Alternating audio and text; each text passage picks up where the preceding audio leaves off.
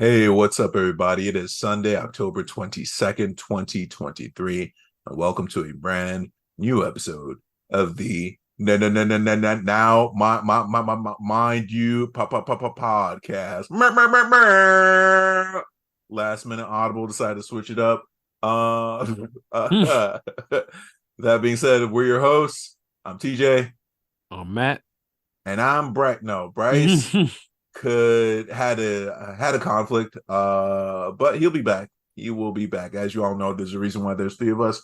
For one, when we're all together, it's gonna be a hilarious and entertaining episode. But if we're not all together, there's usually two out of the three who can cover for the rest, right? So with that being said, this is episode 91 manga. We are in the 90s at this point, y'all. So episode 100 is around the corner. As far as announcements are concerned, nothing much for you as far as the docket is concerned.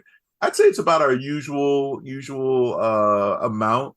We got Sakamoto Days, we got Chainsaw Man, we got Jujutsu Kaisen, we got Dragon Ball Super. We will, of course, go over our favorite chapter this week, and then, of course, we'll talk about our topic of the week, which is what this week, Matt. Um, our topic of the week this week is anime quotes. It's in fact, what is your favorite anime quote? With that being said, Matt, why don't you kick us off with Sakamoto Days? All right, so yeah, Sakamoto Days. This was chapter 140. I'm definitely gonna need your help on one part of this because I wanted to be sure I understood the inference that was being made. But at any rate, we have Muto here who's talking to X and the rest of his group. Muto is he works for the JAA, and he was putting together the auction that Team Sakamoto basically is trying to get into. They are trying to kill the head of the JAA. They would like his help, not to get them in or to get their bomb in, which they apparently have, but they need to know the whereabouts pretty much of this guy at all times so they can make this go as seamless as possible.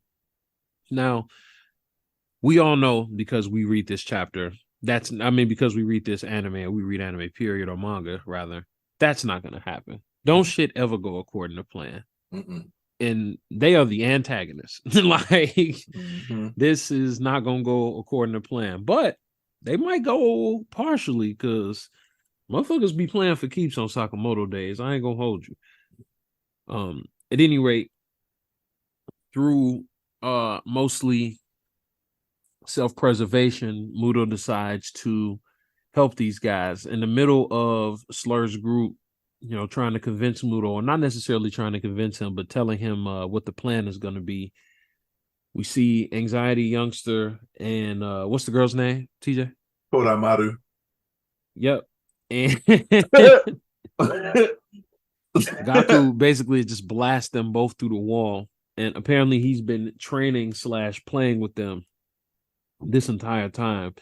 In the middle of that, elaborate on that, bro. What's he doing while he is training them? he's playing his PSP. And he only agreed that he would spar them while he was playing his game. And he was bored because at this point he had beat the game 5 times over while they have been trying to fight him.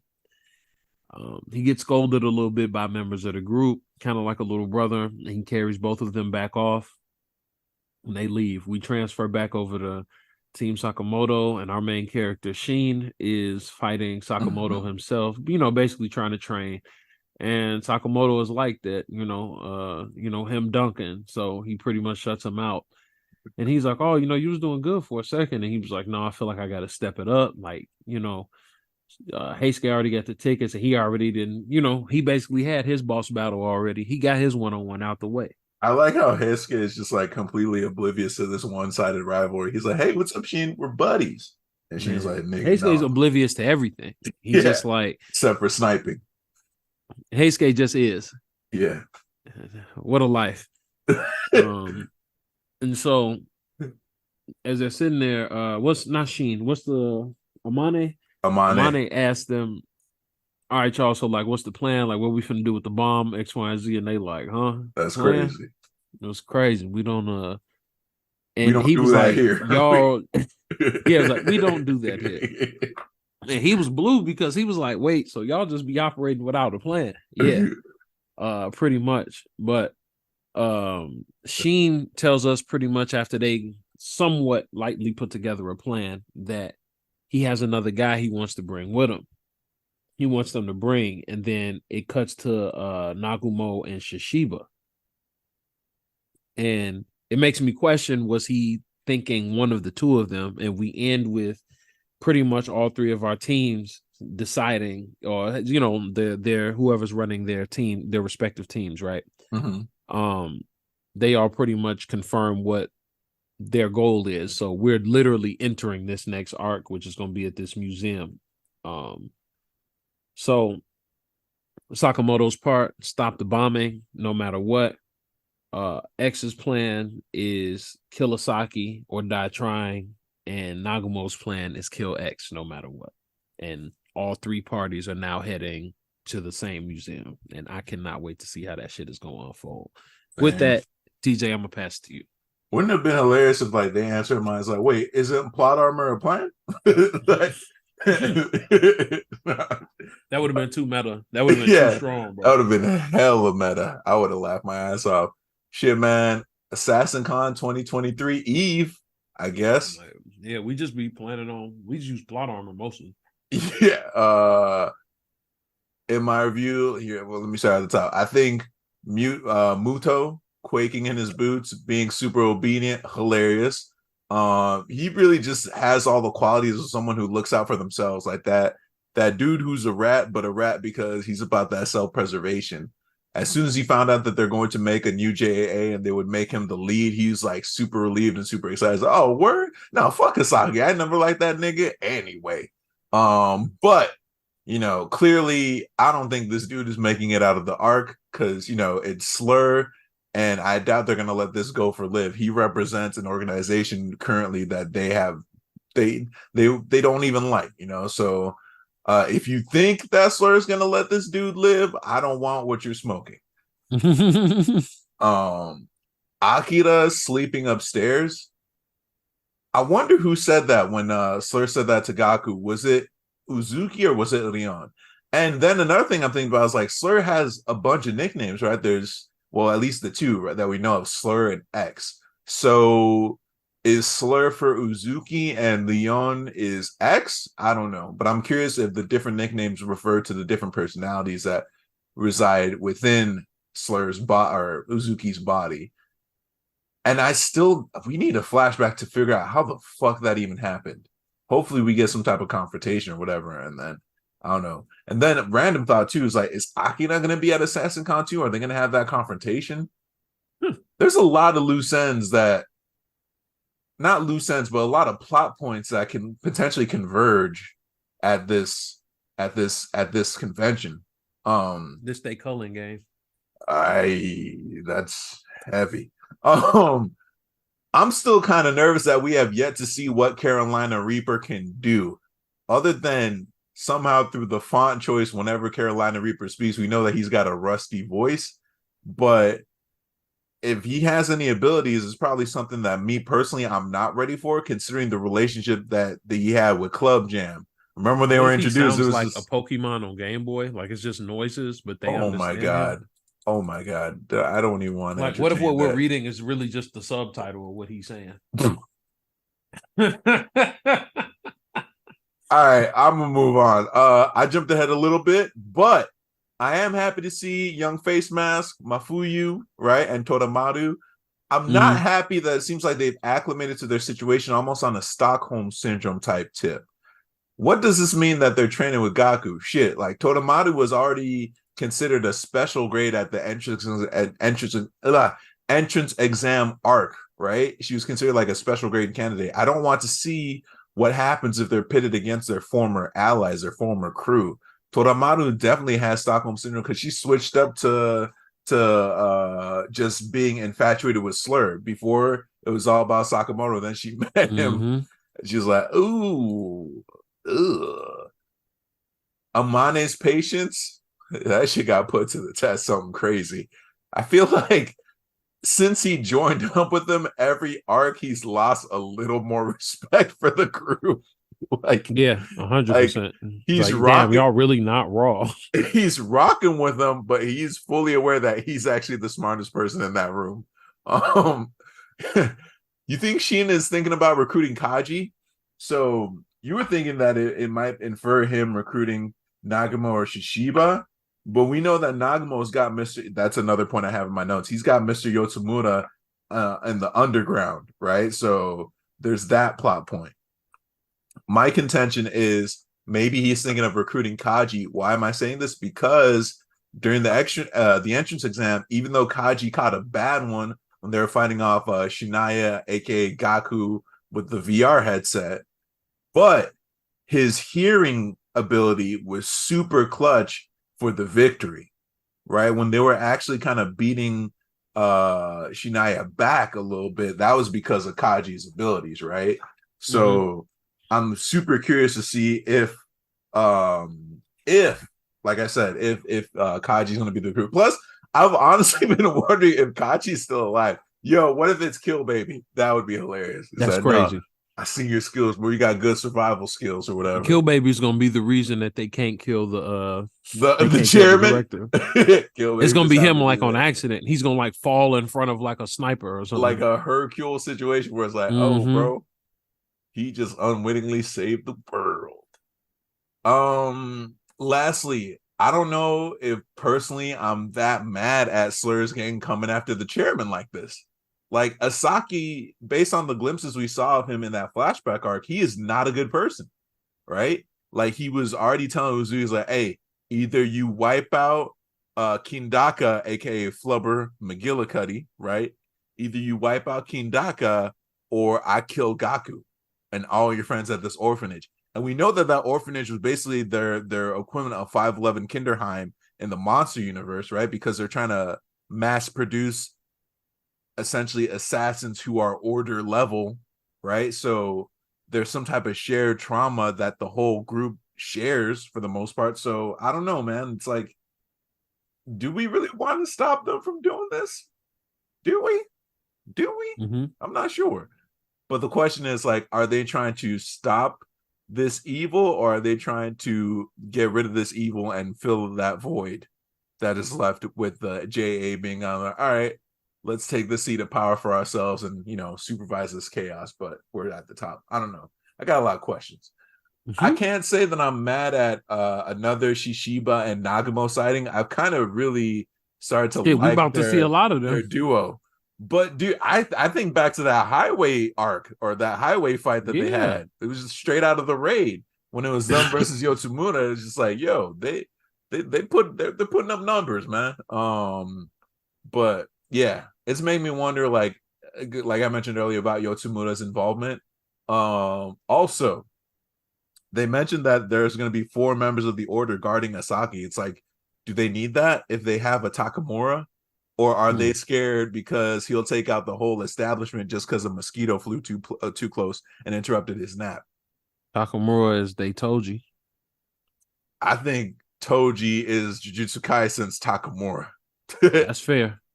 I haven't seen Toji take out a whole building. I wouldn't put it past him, mind you. Yeah. I'm just saying I ain't seen it. Where's my anime announcement?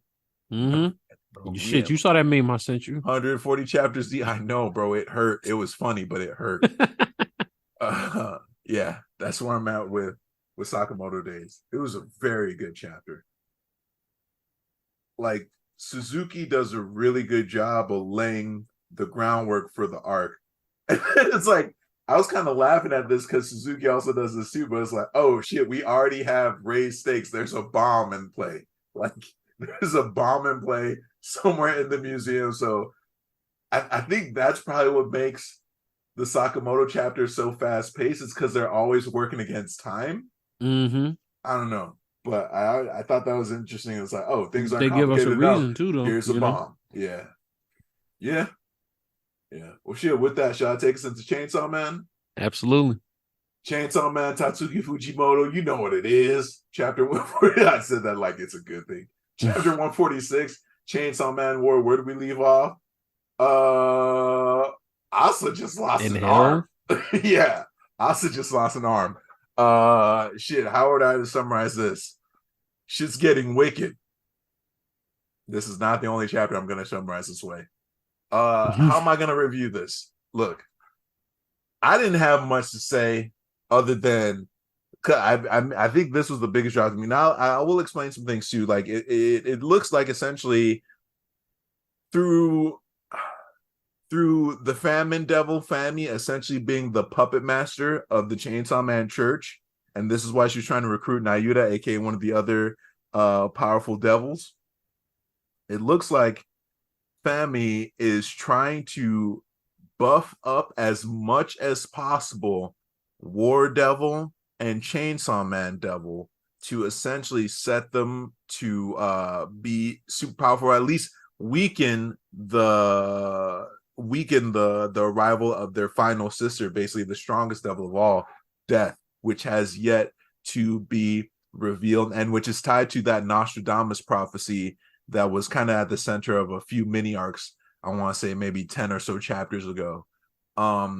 With that, she was using the Chainsaw Man Church, the Chainsaw Man Church members. Like we heard a couple chapters ago with Kobani's little brother, by the way, which is said to believe that fear trait is genetic, but that they have marriages, and the reason why they have marriages is because while they were marrying members, they were also using it as an opportunity to have them sign devil contracts. And who are they contracted with? The Fire Devil, which apparently has the ability to spread and kind of clone powers amongst a populace, but they had the Fire Devil kind of have them clone the Chainsaw Man Devil, or the Chainsaw Devil's power. So which is why you see a bunch of people all of a sudden sprouting chainsaws from their arms and their heads, which by the by looks painful as fuck. Like you ain't signed up for this, and all of a sudden it's like you mind your own business. Like, man, I got a wicked headache. Some like, fooly shit. Like, yeah, bro. I'd rather the TV pop out my head or whatever the fuck, or the baseball bat pop out my head, and that be it, right? At least it's out. Yeah, at least it's out. This chainsaw stuck, bro. But yeah, shit, man. We'll see what goes down next chapter in like what, an 8 or 9 days or something like that. I'm excited, but I'm not. It's Chainsaw Man. You don't know what else is going down because there's still a lot of questions around Yoshida. For me personally, there's still a lot of questions of what that Death Devil is going to look like. There's still a lot of questions around the other Chainsaw Man. I'm not even sure if old girl Asa's like only friend who was poverty stricken, Yuko, who ended up allegedly contracting with the Justice Devil. I say allegedly because it turns out Hell's very own Earthworm Jim was the Justice Devil. I'm like, what kind of justice anyway? Looking like that, okay. But I digress. I'm kind of curious if Yuko was like, what devil was Yuko actually contracted with? If it turns out that the Justice Devil was none of the devils we had seen up until that whole scene straight out of Beetlejuice with the Chainsaw Man motorcycle. With that being said, though, I think we're gonna start seeing more dual protagonists stuff going on simultaneously, whereas it was either Asa in the foreground, Denji in the background, or Denji in the background. I'm sorry, Denji in the foreground, Asa in the background. I think we're gonna have them both in the foreground now, and I'm kind of hyped on that because if you took me back to when I first started reading Chainsaw Man, like part 1 all the way up to now, I could have never seen a character like Asa coming. And now with everything that's developed, I'm not mad at this and at the possibility of them having to team up. And maybe she finally gets that reveal. It's like, yo, Denji was Chainsaw the whole time. Watch her brain melt a little bit. But yeah, this was the first chapter of Chainsaw Man that answered a lot of questions and didn't leave me completely like flabbergasted in a while. I'm gonna pass it over to you, Matt. I'm gonna thank you because it's only through that I even understood what happened, and now I actually feel caught up on Chainsaw Man.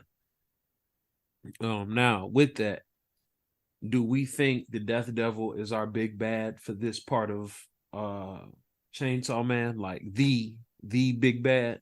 Here's the thing, bro. I'm still not sure because there's still the matter of Denzel as Bryce would, yeah, as Bryce would call him, right? Which is like, Denzel is still at large. Exactly. As wild of a statement as that is, it is 100% correct. Because it's like there's still so many unanswered questions, bro. We still don't know. Like, remember with the flashbacks Denji would have to the door at his house, Yeah, and like Pochita being like, "Don't open that door" or whatever. Like, what's going on there, man? Like, and then it's Fujimoto. So I honestly don't know, man. What if Denji's the villain the whole time? Like, you know what I'm saying? Like, I don't know. It's Fujimoto. I don't know. There are known knowns and there are unknown unknowns. Shout out Bryce. basically. Like, yeah. I mean, maybe Death is the big bad, but what if Death comes down and Death is like totally chill? Like, hey, what's up, sis? Ain't seen you in a minute. Oh my god, y'all got Chinese food? Because apparently they all love Chinese food. like the devils, remember? Says That's Chinese food if you go back to hell. It's right. Like, yo, that's crazy. Hold up. Now you know it's like, all right, you got me. All right, what do you need? Exactly. Shit got serious. But yeah, man. I guess we find out in like a week. Yeah, we'll find out what time it is. I mean, it's just because the first part of Chainsaw Man, as you know, especially for you motherfuckers that's watching anime, that shit ends abruptly. Yeah. Like, not in a way like an unfinished abruptly, but it's like they're like, all right, y'all, that's it. That was Chainsaw Man. It's like, huh? Yeah. I don't even think it gets 100 full chapters. I think it literally stops at like 97 or 96 or something like that. 96. Yeah. It stops at 97. Yeah. So we literally only get 97 chapters in, and you know, we had to suffer with a break for like 4 years, 5 years. I'm saying we not far off from that number now. Right. Oh. Yeah. That's what I'm like. It just set in. I was like, oh man. All right, that's fair. If we setting up our big bad, we got, if my math is correct, which it probably isn't, roughly 50-ish more chapters before we hit where our last part of Chainsaw Man ended. If you finish all this, can you wrap up Denzel and this Death Devil in 50 chapters? Probably. Never know. But it just makes me wonder, because it's like, all right, how much time we got? Right. That's a good call out. And I feel like Denji could just die in the next chapter and we could just start following somebody else. You can't trust Fujimoto. Exactly. I feel like the editors like probably gave up at showing it. It was like, you know what, we can't, we try controlling him, and you know, we're on our 7th editor. Like, it's like yeah, everybody's just instantly goes gray. Right. It's like they either die or they quit. Not mutually exclusive. Anyway, you want to take us into Dragon Ball Super? Super. No, bro, I've seen the movie. No, I'm playing. You legit like left me speechless. I was like, yo. So we are at which part of this fight now? All right, so at this point, because it's been a month, shit. At this point in Super, they are all fighting Cell Max. By they all, I am referring to Man, it's been like 4 or 5 months, bro. Remember, it only drops monthly. Right. In that time, we now have Fat Gotenks. Shout out. We have 18 and Krillin. What up? We have Gamma 1 and 2. Yeah. We have at this moment Super Saiyan Gohan. Mm-hmm. We have Piccolo. What's up now? And yeah, I'm pretty sure that's it. Yeah, that's who we got right now. We got did you mention Pan? Pan's on the field. Oh yeah, and Pan is out there. So we got like the Z Fighters Light out this motherfucker. So did you say Z Fighters Light? Yeah. We got our Diet Z Fighters out here. We got the Diet Z Fighters out here getting busy. So one, I'll never not find it funny. And this is a not even a callback to this, but I think about this type of stuff. Gotenks in the very beginning tries to attack Cell. He gets bounced up into the air, and he's like, "Watch out, 18. I'm flying up to you." As opposed to moving out the way, she hammers him back down She towards Cell. spiked him. She spiked him like a fucking volleyball.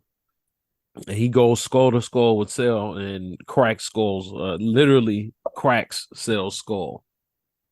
Again, this is like Cell Max, and Cell Max is at the second Cell form, and he's like kind of like just a rage monster. So at this point, everybody is just trying to subdue Cell.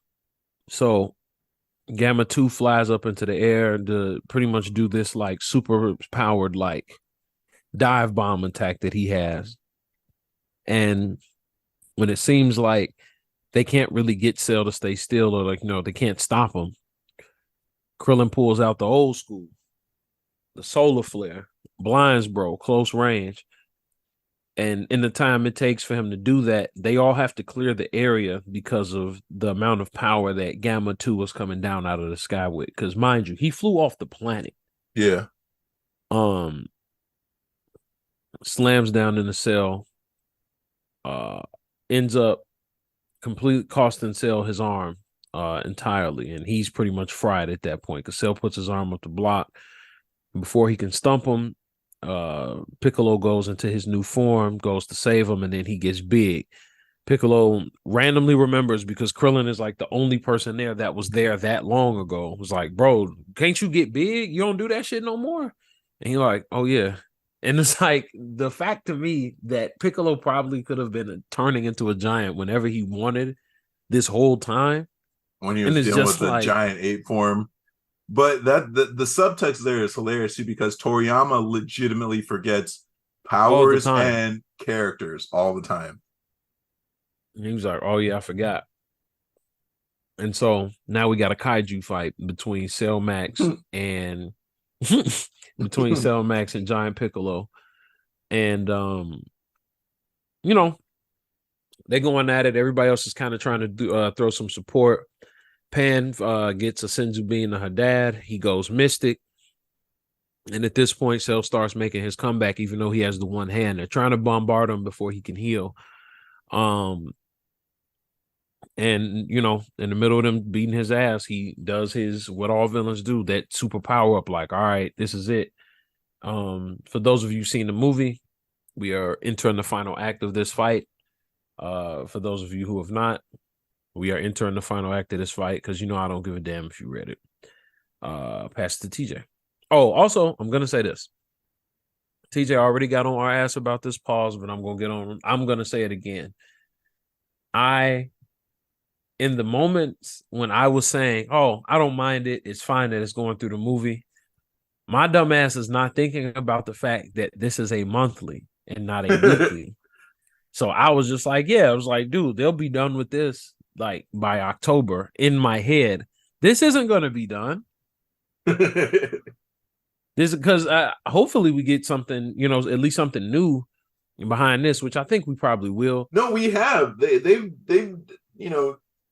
deviated from the movie in a few spots, like the Android 18 spiking Gotenks, Krillin with the Taioken. That wasn't really in the movie. Like Krillin kind of hung back a little bit. We barely He saw did do the 18 solar flare though, and Gotenks in the fight. He does do the solar flare in the movie though. Word, I need to rewatch. It's been rewatch it. He does that. But yeah, no, there have been like a few deviations. Plus, Goten, Trunks, and the Gammas doing the Ginyu Force shit, right? Like that wasn't in the movie. That's true. So they've added a few little things here and there. It's going to be very similar to, I think, how Tournament of Power in the anime versus Tournament of Power in the manga deviated somewhat. Mm-hmm. But I don't think they're going to deviate as hard as Tournament of Power, but I could see it. Nah, as far as my updates go or my thoughts, I'm pretty sure Krillin was like, yeah, y'all laughed at me when I was waxing my head every night. Now, boom, Taioken. You see that? Extra bright, no flash photography. Back up off me. It's a bald person on the podcast. By Just by the way.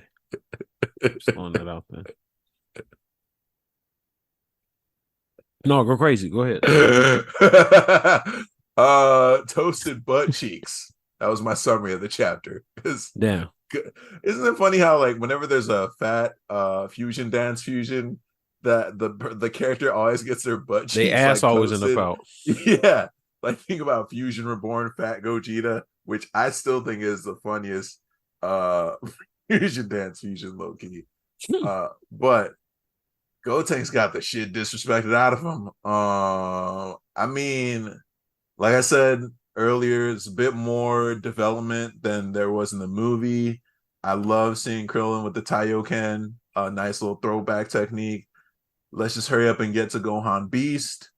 But the thing that's been on my mind, especially with Dragon Ball now, is like Daima just got announced, and so far I'm not hearing any rumors or rumblings of there being a manga version of Daima.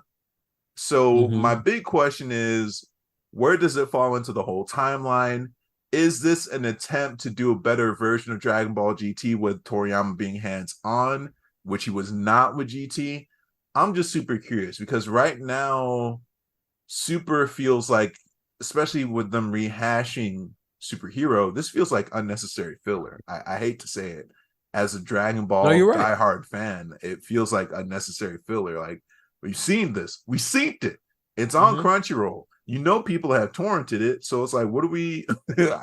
like, let's be real. Like, what are we doing here? Like, why does this need to be done? I would have rather seen more developments with Goten and Trunks in their teen years, because that was really cool. Like that I enjoyed that. I was very nostalgic. So it's like, give me some shit like that. I'm not mad at that. Right? If you want to deviate from like Goku and Vegeta training on Beerus's planet and shit, like I don't know, but I have a theory. This feels weird. I have a theory that Daima is kind of like a thing, you know, just to tie it over, so they can get more of Super done. You know, you can get people to watch that, and then you guys, that'll give people time, you know, to organize the story and shit on Super, because what they're gonna show us just the granola art. We got the movies and stuff already, and I mean there's tomorrow too. There's Morrow, and there's Morrow, but maybe they need time for that, and you know, it could be that maybe you need to get the bread up for that, because if you really want to do Morrow and all that other shit, like if you want to do Morrow and granola and stuff, you're gonna pretty much have to run that budget like y'all did at the end of that tournament. Yeah, because those fights are like that. And the violence in, honestly, the Morrow and granola arc are very reminiscent to like late Dragon Ball, early Dragon Ball Z. I would be honest with you. I feel like Morrow like should be a movie. Violent. Yeah, that shit was violent. I think Morrow should. I think man, Gohan got punched through his chest, bro. Like, like, I think it should. You could movie it. I don't know, maybe, but I think no, that's completely viable. Movies are canon, bro. Movies but I'm saying you go Daima to watch. Damn it, man, I'm agreeing with you. No, I hear you. I'm saying you can go Daima as the thing that like that motherfuckers can watch to tide them over, and we can be getting new stories in the manga. So that way, it's like there's at least always something to work off of. A little snackatizer. I feel you. Yeah, because what are we getting after we get to the end of this movie chapters? Like after we get to the end of these, where are we going? Are we going to Daima, or are we going to continue on? Remember, you were speculating that they're all prepping for a battle. Yeah, there's still the other universes out there. I wouldn't mind if we're going to speculate before we switch over to favorite chapter. I wouldn't mind them visiting was it Universe 12? Champa's universe, basically. And them like kind of imparting some info to the Saiyans back there. That's like fair. Give me that. Like they're always looking for training partners and shit. What happens if they introduce Broly to that universe, and then he meets the Broly of their universe, and then they fall in love? No, I'm sorry. If Broly fights Kefla, baby Broly, yeah. Yeah, that'd No. be cool. Only if he fought. Not Kefla. Nigga, you crazy? Let's just have him fight. What's your name? Is it Kale? Kale Yeah. is because Kefla is the fuse version. It's I the think fusion, Kale, but that's the fusion that gets that turns into the. Oh yeah, but she yeah, was already legendary yeah. Super Then Saiyan let him before fight that. Caulifla. Excuse me. Caulifla, however you said. No, I think Kale is the Caulifla is the one who looks like Super Saiyan 4 Goku.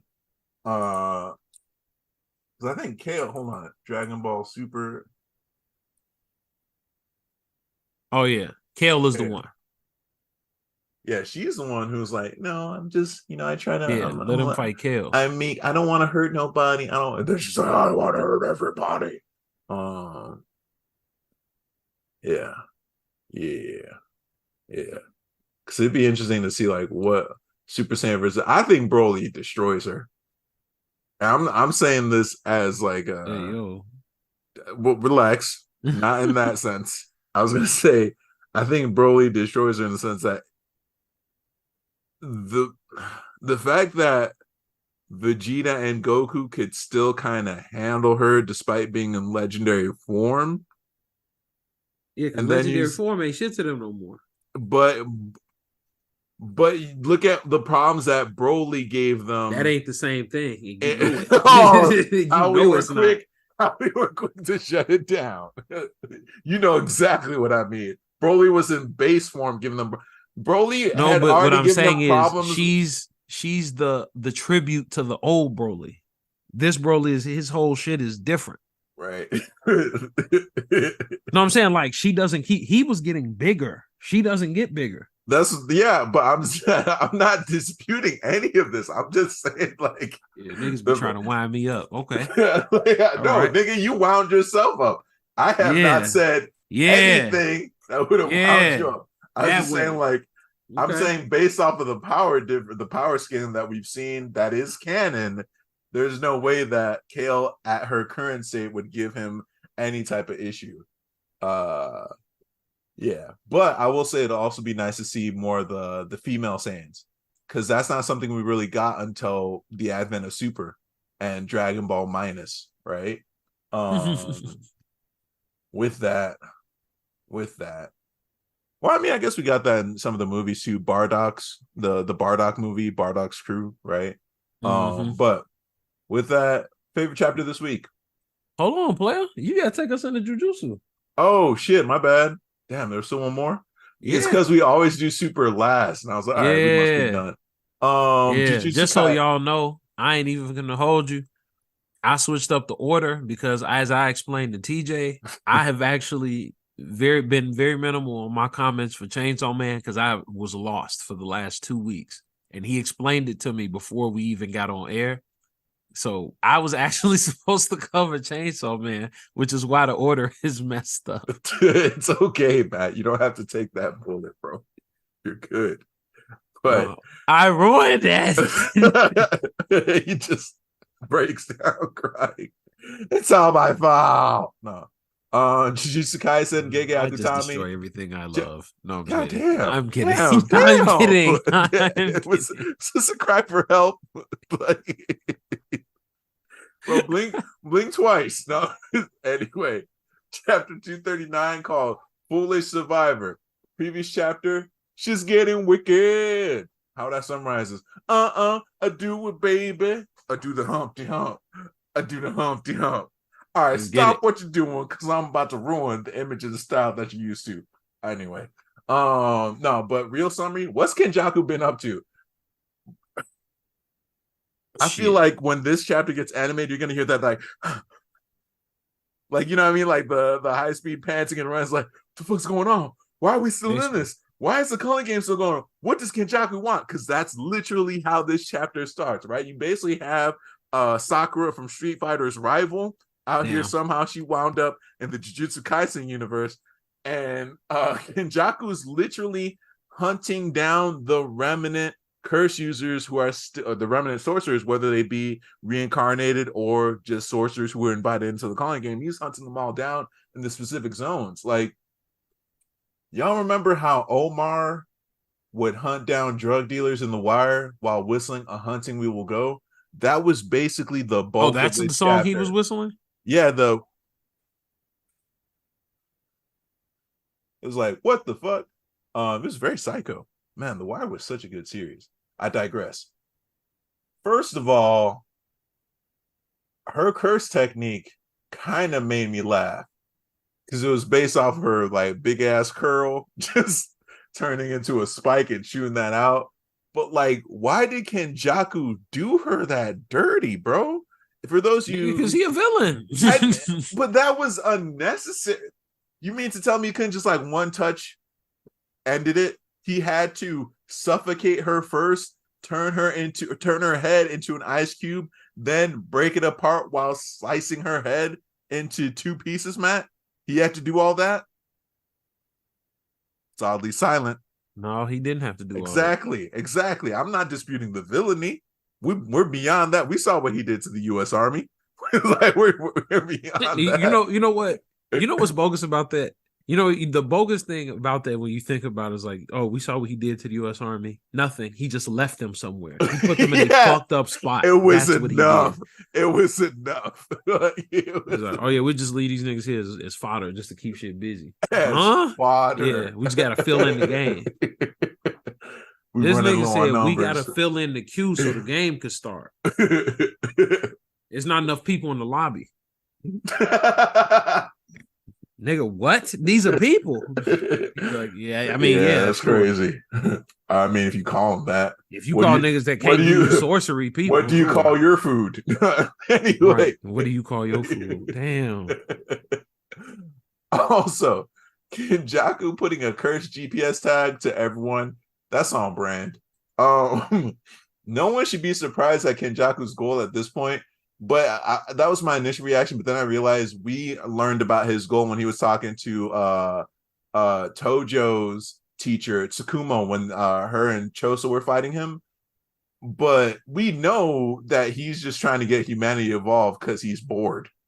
And it just makes me think of Bryce's quote. Man, Bryce has some quotes that just summarize so much shit. Not the, I don't know what's happening. I know what's happening, but I don't know what the fuck's going on. But another quote he had, which was about lonely bored niggas. Mm-hmm. Like, that's very astute to describe Kenjaku.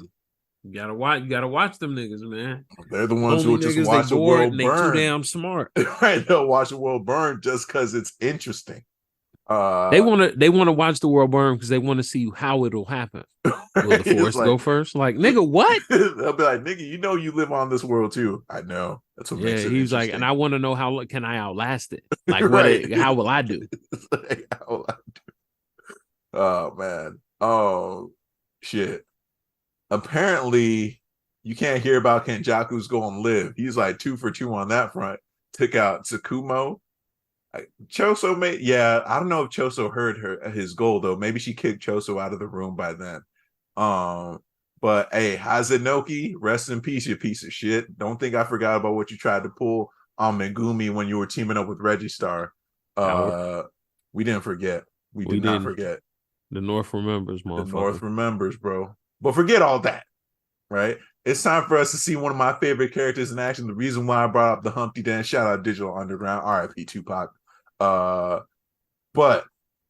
Fumihiko Takaba, aka Humpty Hump, as we've nicknamed him on this podcast, aka my boy with that Looney Tunes cursed energy, right?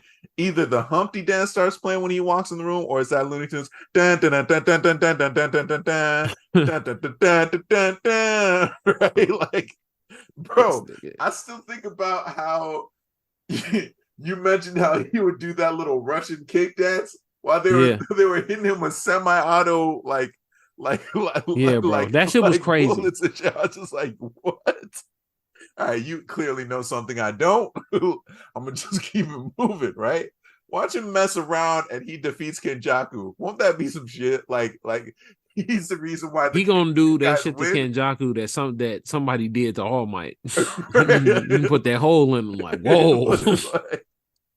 But it's gonna be like the silliest thing ever. Cause see, here's the thing. Bryce's thing about lonely bored niggas is one thing, but like you can't put a super like we see it all the time. We see it in movies, you see it in anime, you see it in games, you see it in video games, you see it in everything, right? Like Super you put a seriousness does not do well. super planned out like you can't put a super strategic or super planned out thing in front of something that's nonsensical. It just does. Yeah. It's It Goku and never Vegeta. pans Like out. it's not gonna work. That Right. doesn't follow a plan. And if Right. he that the science, there's no science. There's no rhyme. There's no reason. He didn't even feel fear when bro came up. Like he was like, "The fuck? Like who is this?" Right. And if this who Right. they sent, I'm low key kind of scared. Right. And I'm sorry. Go ahead. But it's like, so there's that, but another part of me now I'm thinking about it thinks Kenjaku might just turn a part of his brain off that listens to reason and just try to like out nonsensical this dude. I don't think so. Because another part of me is like, as cool as this battle is going to be, we are dealing with somebody who's got contingency after contingency after contingency. Remember, he can keep track of fucking Zenin Maki, who has no curse energy, but he knows how to keep track of her. You mean to tell me he wouldn't have kept tabs on Takaba's power like that? Like he was definitely surprised at what Takaba, like when Takaba just canceled his shit out, but like, motherfucker, he was surprised Takaba walked up. right. It's just like his spider sense did not go off when this man entered the room. Right. But it's like, he was just like, hey, I know when Yuta leaves a colony. It's like 99.999% of that curse energy left with him. But yeah, I could see a Kenjaku just being like, let me just go ahead and turn this part of my brain off. Like this nigga just punches himself in the skull and just like pulls a wire, right? It's like, all right, I'm done. Let me put that wire back in place. And then he just walks over Takaba's like corpse or some shit. I don't know. It's the reason why I'm saying that this is a formula we've seen before too, where we develop hope and then it gets crushed. This is Jujutsu Kaisen. Remember, I was rooting for Gojo. We all were, but we knew in our heart of hearts, ain't no way. There's too much stuff going on in this series. But then again, I mentioned Omar at the top. How did Omar get defeated? Right? That shit was out of nowhere. So who's to say? Who is to say? Like Kenjaku's also the type of petty dude to be like, well, if I die, let's just burn all this shit anyway. So like, you know what I mean? Like you'll be like, well, I got like a curse device where it's like, if it doesn't detect my heartbeat, it's gonna release. It's gonna make humanity evolve anyway. Like I just won't be here to see it. I don't know. My head's starting to hurt. I'm what you got? You got anything else you want to add on Jujutsu Kaisen, man?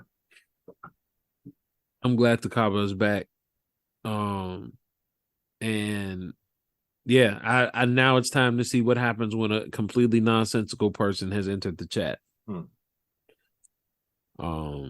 But we can transition that actually into favorite chapter of the week. And mine was Jujutsu Kaisen. So mine was Sakamoto Days. Jujutsu was a close second, but I really like where Sakamoto Days is headed right now. With that, topic of the week, favorite anime quote.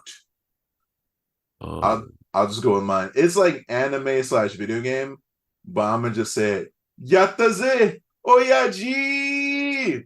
It's something I actually find myself saying a lot. Like, I did it, Dad, and it's from Dan Hibiki, from Street Fighter. Like, it's when he finally gets a dub, he's like, "Yattaze Oyaji."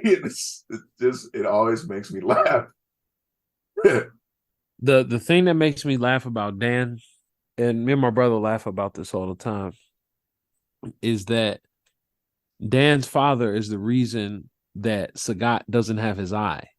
It's like because obviously with all things I like, I'm a complete nerd for him. Dan's father was the person that fought Sagat when he was 18, and when he lost, he gouged out Sagat's eye, but he gouged it so bad that he lost it, and Sagat beat his father to death for taking his eye, which is why Dan but Dan, not knowing his dad basically did some dirty shit, and even if he did, does not feel Sagat was worthy of beating him to death for it, which I don't know. You take a motherfucker's eye out.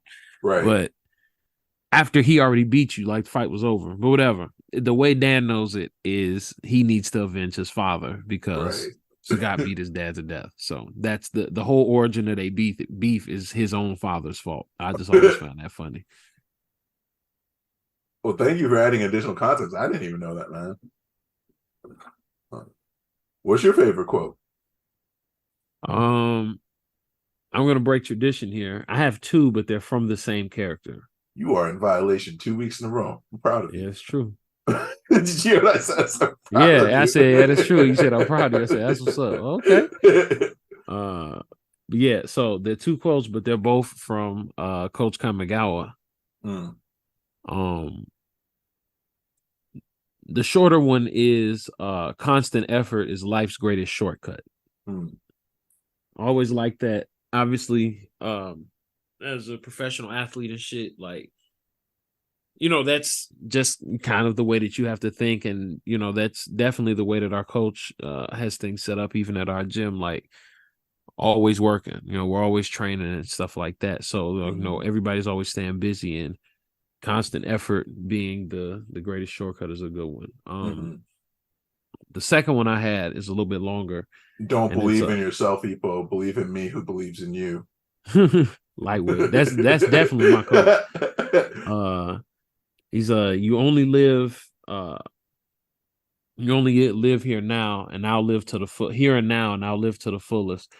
When I lie down, when I lie to rest inside my coffin, I want my fist clenched with pride, certain that I lived the best life that I could have. And that was also Coach Kamigawa.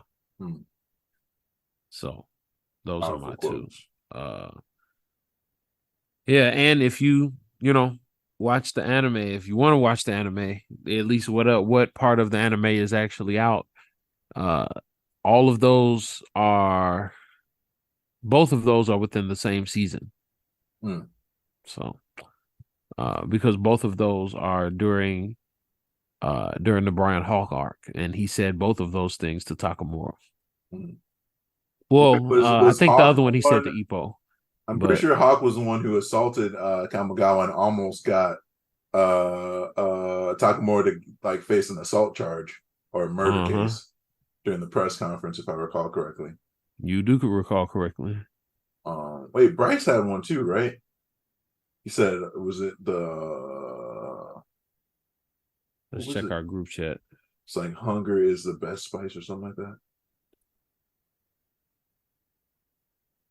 Man, we talk a lot.